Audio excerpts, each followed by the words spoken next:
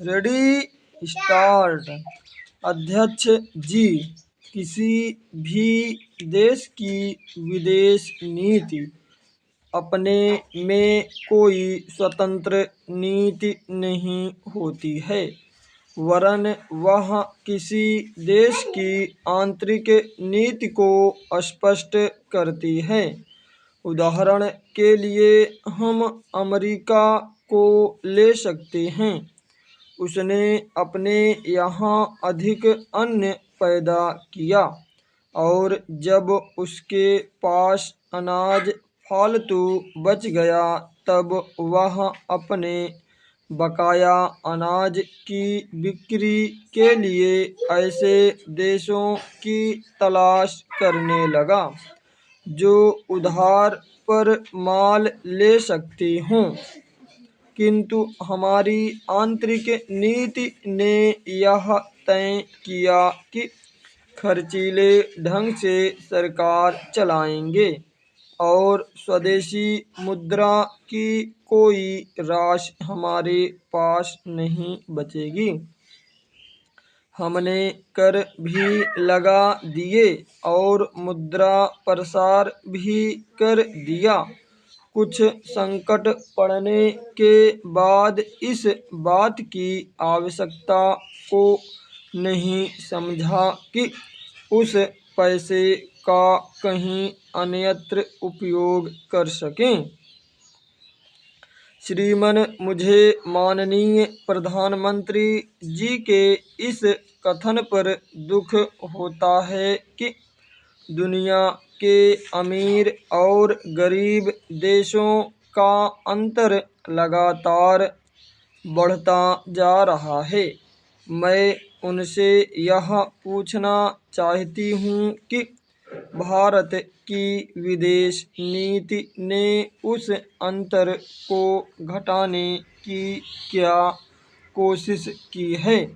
क्या भारत सरकार ने कभी दुनिया की पंचायत में यह कहने की हिम्मत की है कि बालिग मताधिकार के आधार पर यूएनओ का चुनाव होकर एक संसद बनाई जाए?